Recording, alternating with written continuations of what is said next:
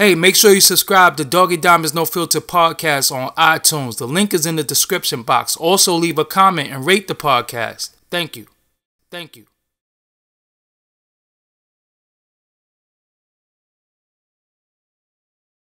What's up, everybody? I go by the name of Doggie Diamonds. You are now listening to No Filter podcast. No filter means honesty. If you're afraid of honesty, then this ain't the podcast for you. We gonna be honest today.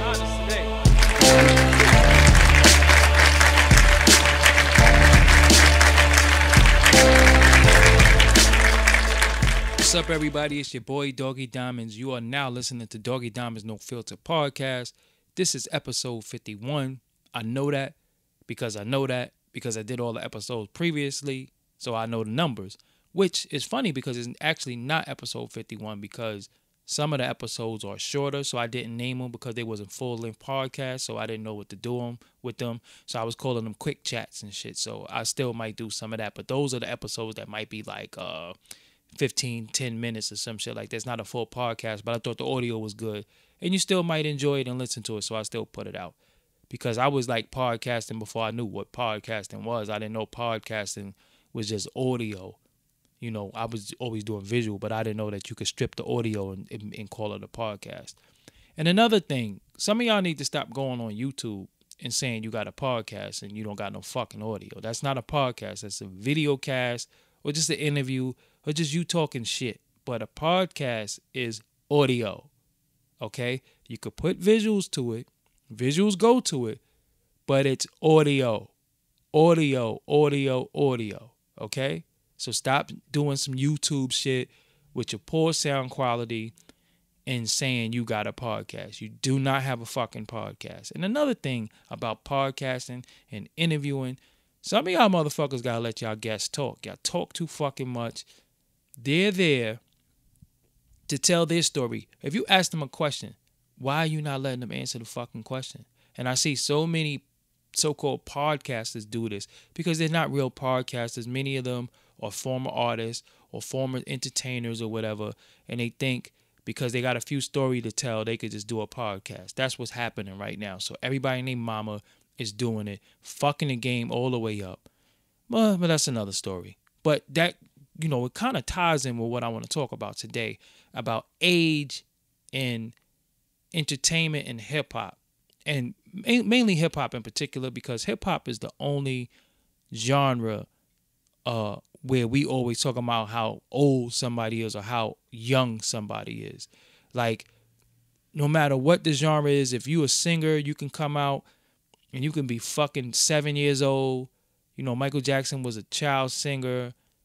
I was going to say Tevin Campbell, but I'm not fucking with Tevin Campbell in no way, even though, you know, he made some good music, but I'm just going to leave that shit alone. But, you know, you had child singers. You had child rappers.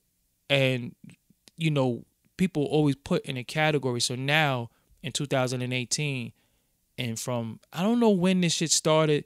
It's been going on for a while with the disrespect between the youth and the older. I think we just don't relate. We're just out of touch with one another. We don't understand the youth.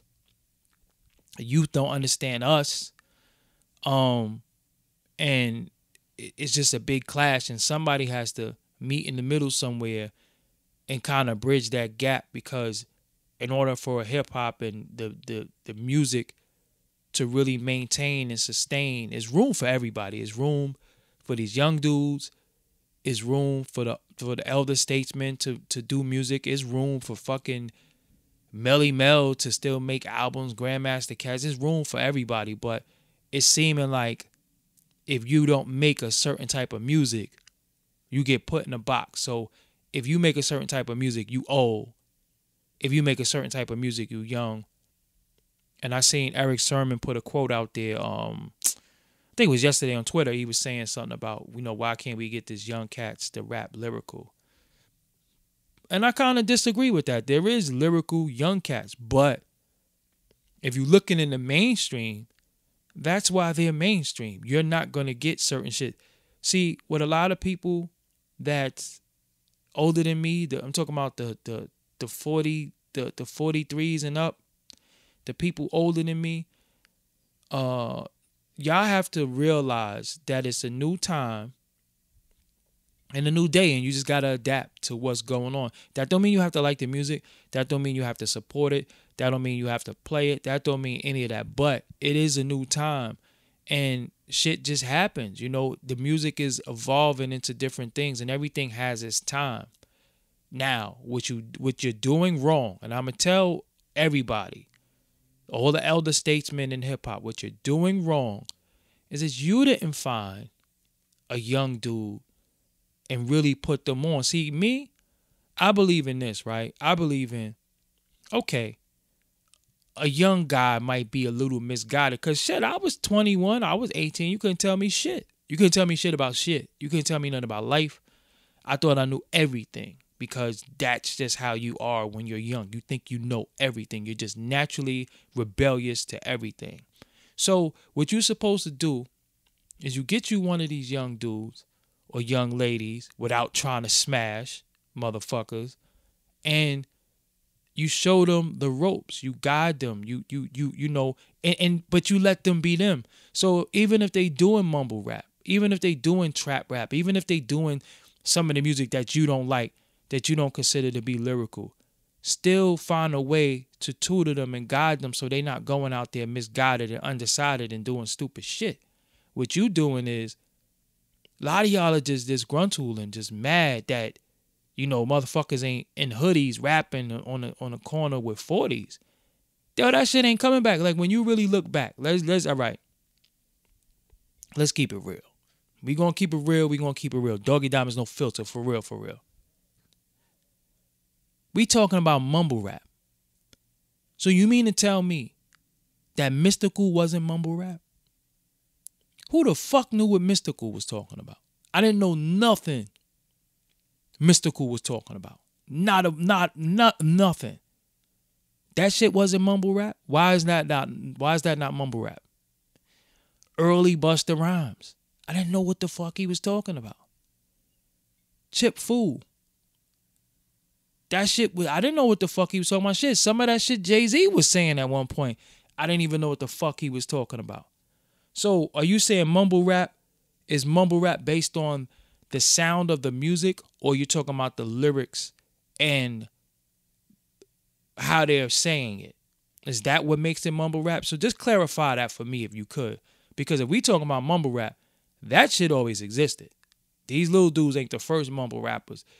It's just big right now, but motherfuckers is listening to Mystical.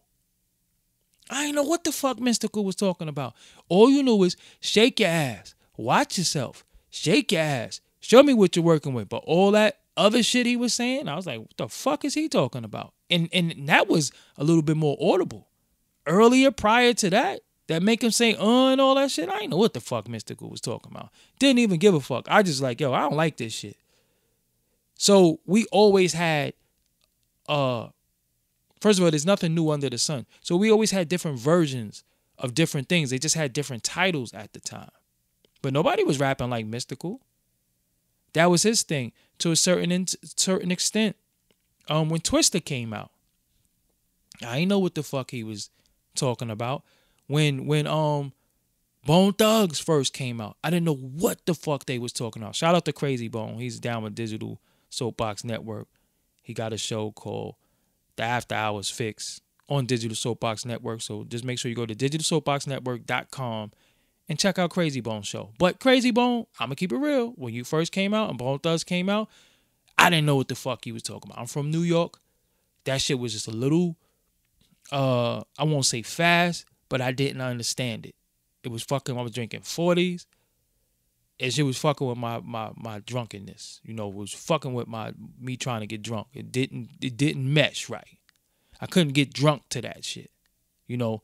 So I think we diss the youth so much that we keep forgetting that we had motherfuckers in our time that was just like them. Now you want to get on the way they dress? Y'all really want to talk about the way the youth is dressing? Like motherfuckers wasn't dressing like that too?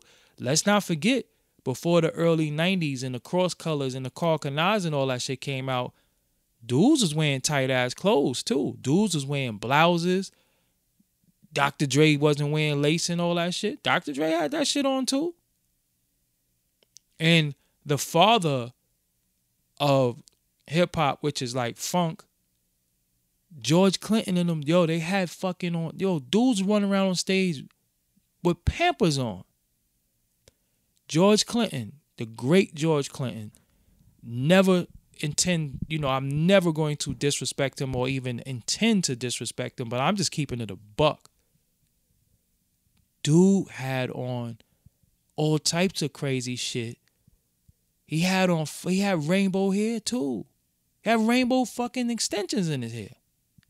Why nobody said nothing about that shit? But we danced to it, we partied to it, but they was looking crazy. We not Africa Bambaataa, and then look at all the shit we found out about him. But look how they was dressing. Motherfuckers would come out with a Viking helmet on. That shit was normal. Outkast, Goody Mob, Grandmaster Flash and the Furious Five, Melly Mel, the way they was dressing, that shit wasn't normal. That shit was normal. Tribe Called Quest early on, that shit was normal. The Jungle Brothers, that shit was normal. None of that shit was normal. That shit wasn't normal. I wasn't jacking none of that shit. So before we look at the youth and say, oh, look how they dress, look at this shit. Yo, look how TLC was dressed.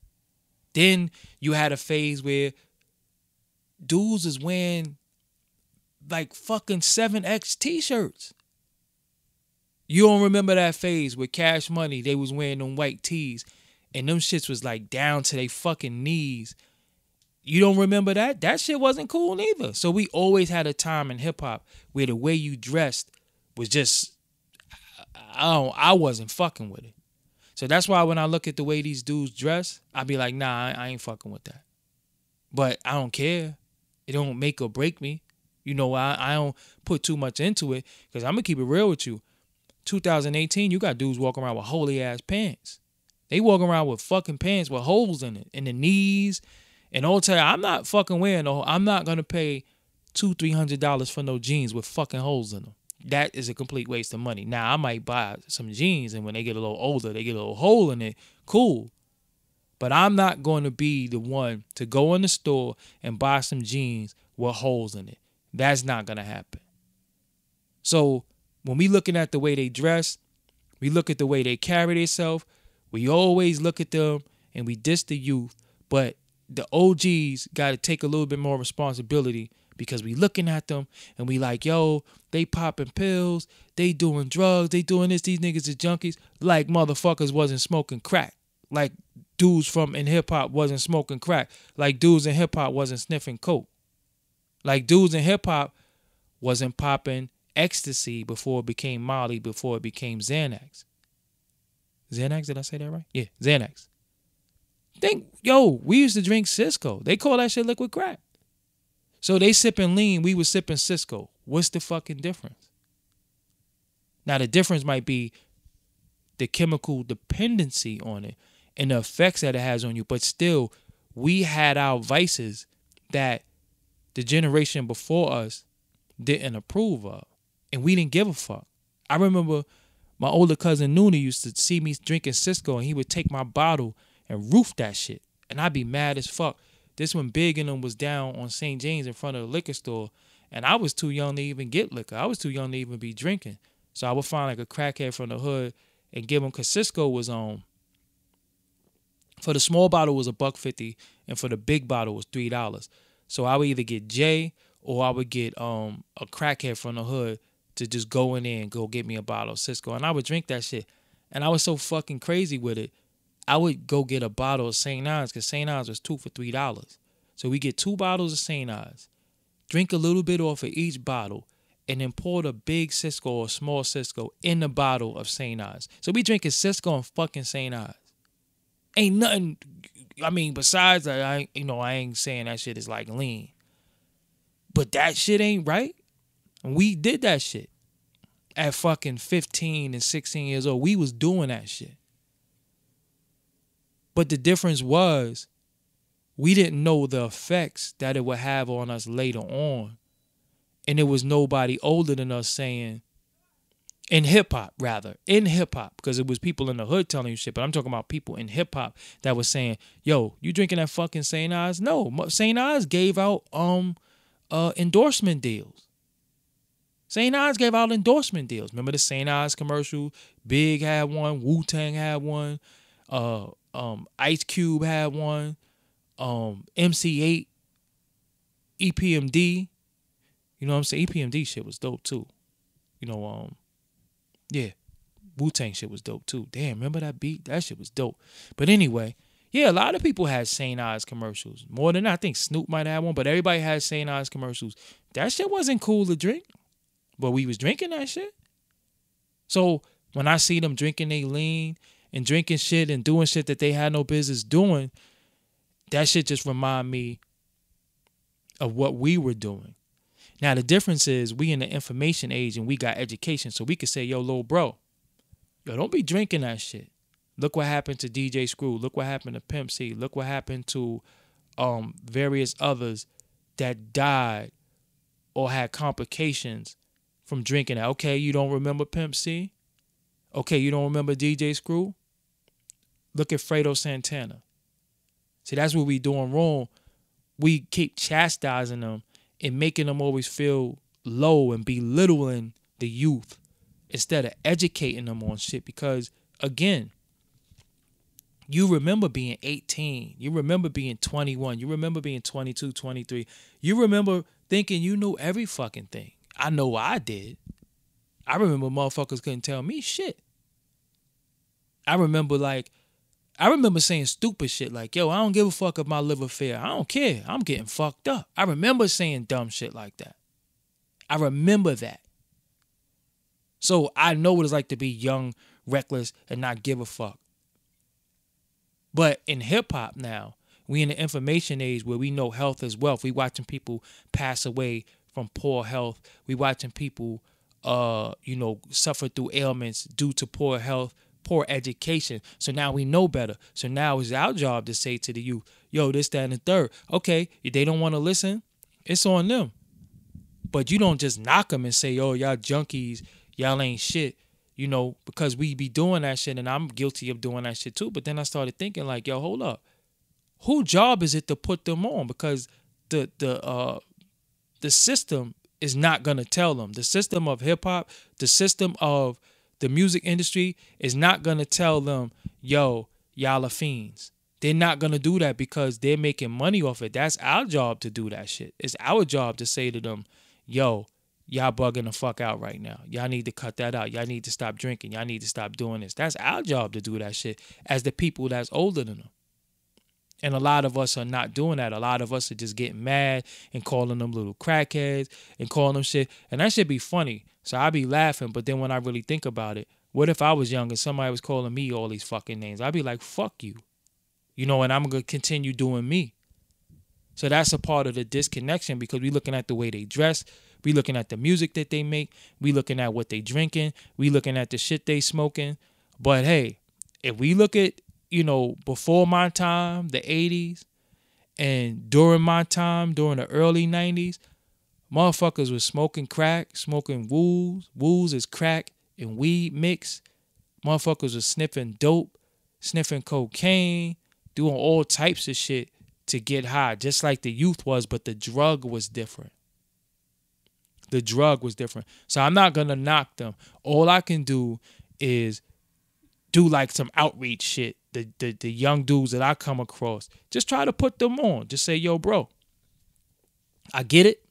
I understand it.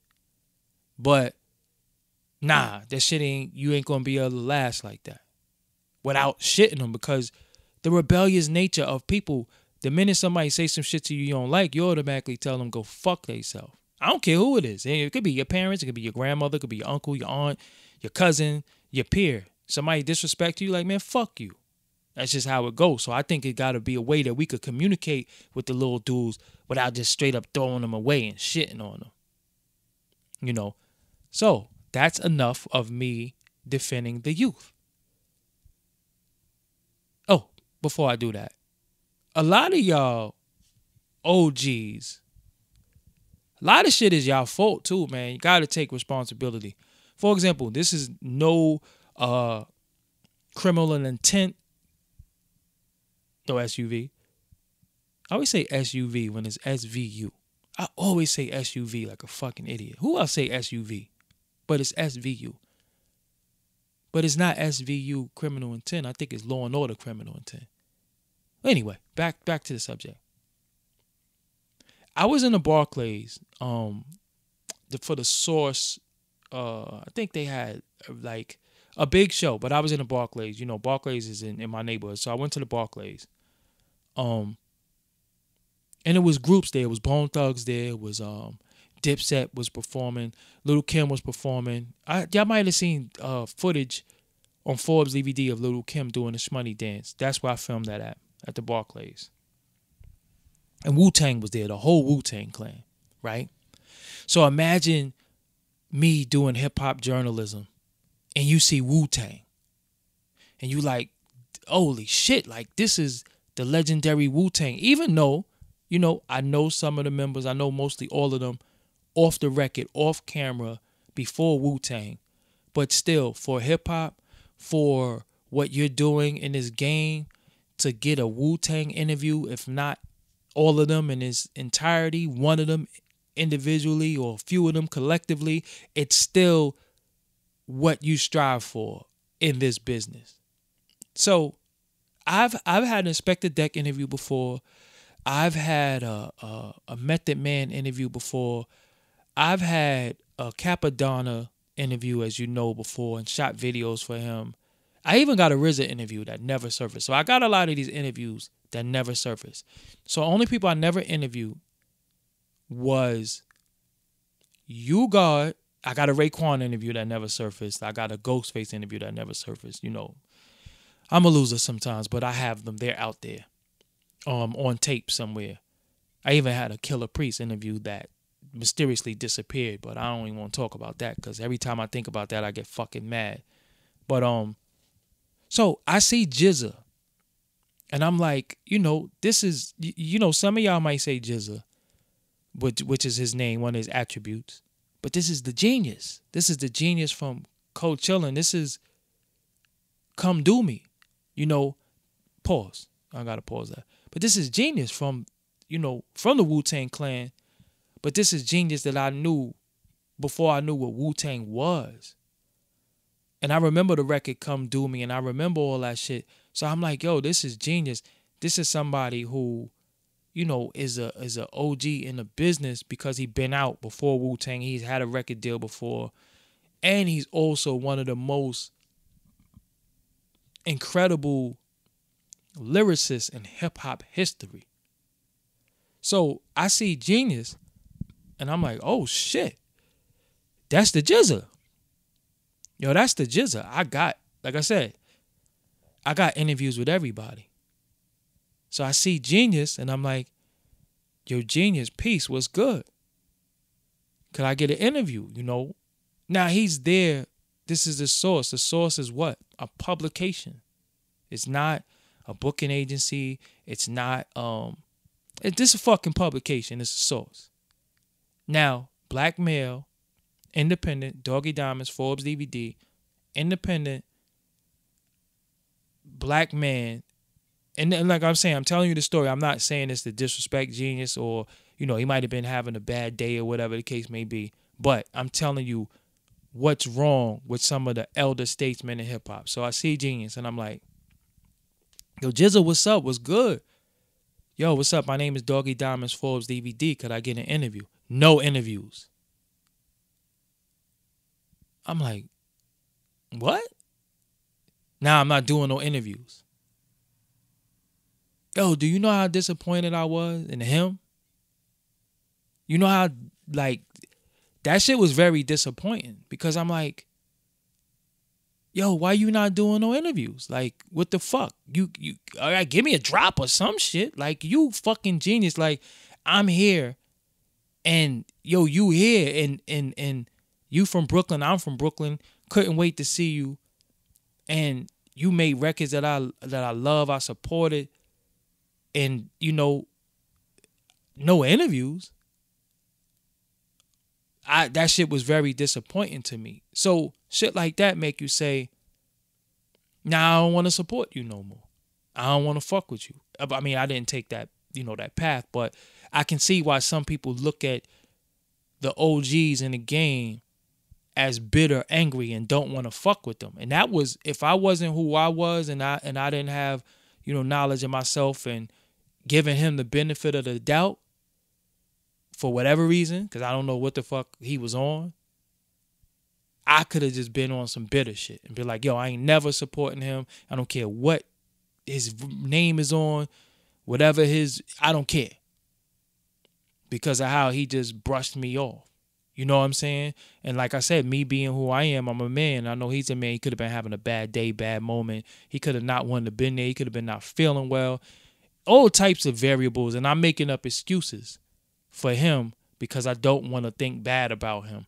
But here it is. You might have the youth. It might be a Little Pump or Jay Critch or somebody. Or one of these young rappers who people seem to, the older dudes seem to disrespect and say is whack and all that shit. And I see him, I'll be like, yo, Little Pump, what's good? Yo, I like your shit. Or I heard that record. Could I get an interview? They so, understanding of media and so understanding of the importance of press. They say, sure, let's do it. And they give you an interview right on the spot. And then we wondering why the youth know so much about social media, why they know so much about the computers, why they know so much about the press and how they press guys that they go to and why they be winning, because they get it. A lot of the older dudes don't fucking get it. They stuck. Listen. There is no more per diem. There's no company car. There is no budget.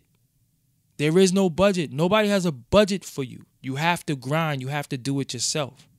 And that's what the youth get and the older niggas don't get. They still think, oh, what's the budget? Oh, come up with a budget for that. A budget? The budget is recording in your house and putting that shit on iTunes. That's the budget. And if you really got a fan base, they gonna buy it.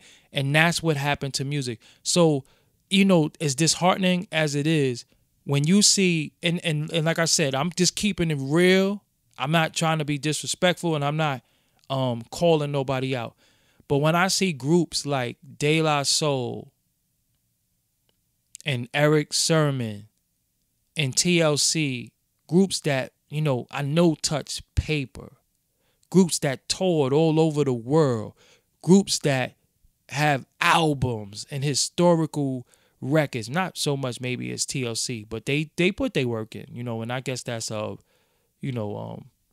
it's all in your perception. But I know for Eric Sermon via EPMD, himself as a producer and as an artist, legendary. De La Soul. When you see groups like this doing GoFundMes to put their music out, I'd be like, yo, damn, that shit cool. So let me get this straight. You do a GoFundMe, and somebody gives you the money to put your album out, and then they got to buy it after that? Or do they go fund you and then they automatically get the album? Like, I'm confused. How does that work? Because if I help you put the album together, I ain't paying for it after I already fucking paid for it. I paid for you to do it. But that's another subject. So to see some of our beloved legendary groups doing GoFundMes, and y'all touched paper, y'all touched money, y'all touched continents. You trying to tell me off some of them hit records, you can't go out a few times a month and get like 20 racks and put an album together? Let's keep it real. Shit don't cost that much no more. So that's the disconnect between the youth and the older dudes, because the older dudes are set and stuck in their ways that the industry has changed from. And the younger dudes is like, yo, fuck that. I'm going to buy this beat off of motherfucking SoundCloud or buy this beat off of YouTube for $20, put this shit on SoundCloud. There's a lot of fraudulent shit they doing. I ain't gonna front. They buying plays, they buying views, they got bots, they got all that shit. I'm not saying that what they doing is 100% right and exact, but they are understanding that it's certain things you got to do and fake it to make it. And it ain't no difference of what the older dudes was doing when they was wearing fake ass jewelry. Some of them buying their own records. They was doing fake shit too in videos with cars that wasn't there. It's nothing new under the sun. All I'm saying is that, and y'all know me, I don't like contradictions. So don't talk about them if you or your peers was doing the exact same shit. So when you see older groups doing GoFundMes, you like, damn, y'all hurting, because that's what we automatically say. Now, I know for a fact that via donations and via help, you can do more. But some of these people have record deals. Like, I got a Patreon page. I have PayPal donations. But, you know, I'm independent. I'm doing all this shit on my own, out my pocket. It's a difference. Some of these groups done touch paper. And you don't have no money to put together an album because some label won't do it for you. When y'all gonna boss up and be the label? When y'all gonna put somebody on? You know, one of the biggest knocks on people like LL Cool J is, and I think LL need to clarify this. I think LL need to do an interview, because one of the biggest knocks on LL Cool J is that who has LL Cool J put on? People really believe that LL Cool J never put nobody on. I don't know if that's true or not. I can't say, yo, he put this person on or he put that person on. Maybe he did some things behind the scenes for some people that we don't know about. But I think he need to clarify that, because that's a knock on him in the court of public opinion. And, you know, this is where we at with everything, via media, via podcasts, and everybody got something to say and everybody got their thoughts about you. So sometimes people be like, yo, we not supporting nothing he do and nothing new he do, because he ain't never helped nobody. And a lot of these dudes, you think about, we always talking about New York and all that shit. Look at the powers that be in New York. Who the fuck do they help? Who the fuck do they put on? They do photo ops with niggas when a nigga get hot. Then they want to take a picture with them. Or, because I didn't come and build my shit to say, all right, I'm going to put my flag down and pick your flag up. No, we come in this shit, when you really a boss, you carry your own flag, and you take your flag and you stamp that shit in the ground and you fly your flag. Now, you could get assistance from other people, but I'm not putting my flag down. And I see so many people with these fake ass platforms. They say they own this, they own that. They don't own shit. You under somebody. You under somebody. And it's OG niggas that's under other OG niggas. They ain't even taking the youth. That's the point I make. Is there's nothing wrong with being under somebody, but they not even taking the youth. They not even taking the little dudes and helping them. They taking old dudes, and it's like, yo, why the fuck they keep getting chances? All right, they might have a proven track record, but they ain't helped nobody. And that's where the disconnect is coming at. Me, I look at little dudes. I got little dudes in my hood. Little dudes in my hood. A lot of them is my physical family. They call 730. They run with Jay Critch. Now, this is my family. This is my physical family. I don't know Jay Critch, but I know everybody around him. That's all my physical family, or my homie's son. My godson is around him. My little cousins is around him. So what I'm supposed to say, oh, Jay Critch, I don't like his music, is some young shit. No. He's providing a way for himself and my little cousins and my little homies and nephews to get on and help them stay off the streets. So what am I do? I'm supposed to say, oh, I don't like the music y'all make. Fuck y'all. No, I'm supposed to say, yo, all right, it ain't about whether I like the music or not. This is what y'all supposed to do in the business so y'all be straight. I don't just throw them away. They gonna smoke weed. They gonna do shit like that. Like I said, I never was a smoker. I was a fucking drinker, and I did what I wanted to when I was their age too. And I damn sure was way more violent than they are. You know, because we be telling them too, yo, y'all gotta chill. You know what I'm saying? Shout out to my little nephew, Tango. You know what I'm saying? Just talking to him the other day, like, yo, nephew, relax. You know what I'm saying? So I'm not gonna shit on them because they experiencing life and shit, but we just gonna tell them, yo, it's casualties with certain shit. My OGs, I love them to death, but they ain't tell me certain shit due to the lack of education that they had, because growing up in as a teenager in the 90s Brooklyn, man, shit was just rough. Either you was gonna get devoured or you was gonna stay in the fucking house or you was gonna fight. It was no in between. You know, I chose to be out there fighting. You know what I'm saying? And I ain't proud of that shit. I'm just saying that's just what I did. So we do that so the ones coming behind us don't have to do that. But what do? The ones that come behind us, we encourage dumb shit, or we don't teach them shit, or when they do shit and they don't want to listen, we be like, fuck them. That's fucked up. You know what I'm saying? You got to get to the youth. We got to find a way to get through to the youth, because at the end of the day, yo, that's your homeboy's son. That's your homeboy daughter. That's your homegirl's son. That's your homegirl daughter. That's your cousin's son or daughter, which makes them your cousin, your blood. Or you watch them grow up. You grow up with their parents. Some of y'all, and you watching their children do dumb shit, and you not saying nothing. You're not saying something to the parents like, yo. So I feel, honestly, the industry should not be raising the children in the music business. We should be. We should be taking a hold of the youth and saying, yo, little bro, you moving crazy right now. Yeah, you getting that bag. Great. But you might want to live to spin that bag. You might want to live to enjoy that bag. And the way you moving, shit ain't cool. Now, I understand all this trolling shit.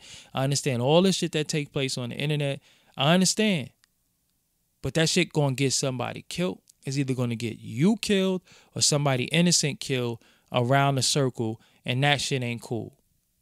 Just scale back on this or move like this, or, oh, a word that happened? Let's get people on the horn. Let's try to mediate certain shit. A lot of that shit ain't happening. You got older dudes just watching little dudes do dumb shit and just like, fuck them little niggas. They got to learn. They got to figure. I'm like, yo, nah, we can't be like that. Now, we try to get through to them. And when you can't, then sometimes you got some children that when you say hot, the way you said it, they scared of hot. They ain't going to touch it. Then you got some children who just going to touch it. Now, I look at it like this. What if somebody gave up on Malcolm? We wouldn't have had the great Malcolm X. Many people that are great men in our communities were once scumbags, many of them. And they was able to get reformed and refined and come out of that. And some of them was still in it, still fighting the demons, but only because people didn't give up on them and people kept, working with them. And I feel like it's tough to talk to somebody who's young that got more money than you because of the way you carry yourself. Like I said, you owe and you out of touch with certain shit. So you're not even explaining value to them. Like they looking up to these so-called billionaires in hip-hop. Because, listen, I could tell one of these kids some shit, and they be looking at me like, all right, you ain't driving no Bentley. You don't live in fucking Malibu with a fucking mansion. You don't got bitches. You don't got mad jewelry. You don't got, even though you can have all those things, but because you don't front a certain way. And nowadays you're determined, or rather, they determine your worth based on your Instagram follower. Like, oh, he only got 8,000 something followers. Fuck do he know? He got 800,000, so he must be smart and lit. So the way they think is all fucked up, and that's based off of society. But who makes up society? We do. Because we keep saying society like it's some fucking hidden shit. No, we make that shit up.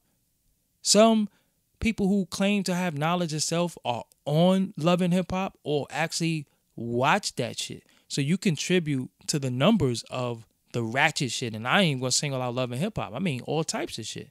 So cut it out. So my thing is with the youth, it's hard to get through to them when they look at you like you washed up and you out the game or you don't understand. So you could say something to them. They don't want to listen to you. You don't know what the fuck you talking about. And then Jay-Z could say the same thing in a record. Or Lil Wayne could say the same thing in a record, verbatim, what you said, how you said it, because it could be an old saying. And now it's law. Why? Because the perception of this individual. So we got to realize with the youth, everything is based off perception. Now, that don't mean that I'm going to throw on my chain and walk around with, $2,000 in my pocket the front. No, I don't got to do all that. But it is a way that you have to find a way to convey the message to them that they understand and they could relate to you. Because when I think about lessons and I think about the OGs, when my OGs talk, I listen. Because I know what they're saying to me is out of love. Now, we got to remember a lot of these youth, the hood is fucked up. And then you have little dudes we don't really know their backstory. We don't even know if they from the hood or anything. We just know that they were put in the industry and then everybody is just following them. And that's the kids that the youth are following. So we don't really know their story. And all the youth see is success. So that's all that matters. And then you got grown-ass motherfuckers talking about, I got to get that bag. I got to get this. Sounding like little-ass kids. Then we wonder why the little kids, the youth, act crazy. Because look at the fucking adults. So all in all, I know I've been talking for like 40 minutes or whatever the case may be. But I'm just going to say this in closing.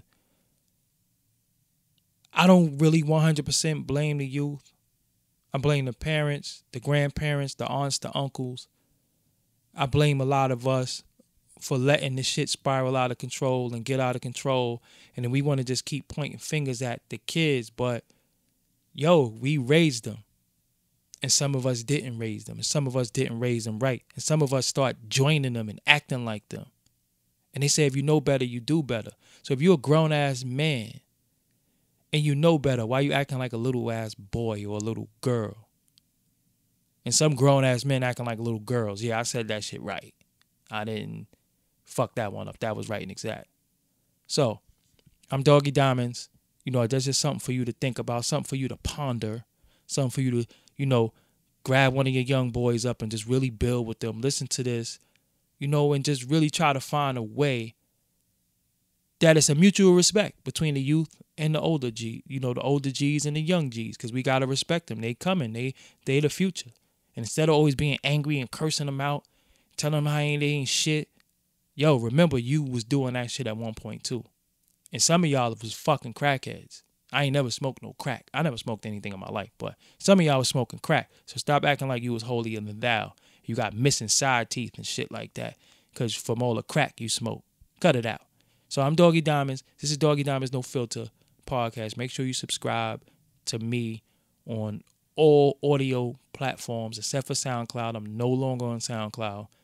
So salute to everybody who subscribed on SoundCloud. If you're hearing this right now and you a SoundCloud subscriber, I'm not saying unsubscribe. I'm just saying make sure you subscribe to another thing. I know many people don't have iPhones, so you can subscribe on Google Play.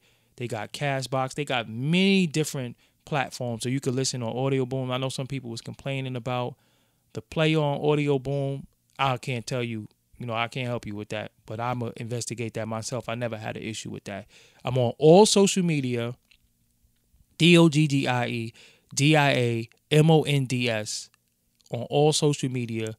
Doggie Diamonds TV is on YouTube. Make sure you subscribe. You hit the bell for notifications.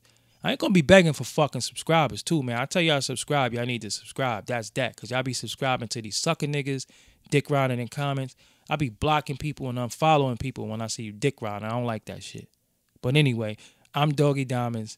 Thank y'all for listening. I'm out of here. Make sure you share this too, man. Tell a friend to tell a friend. Peace.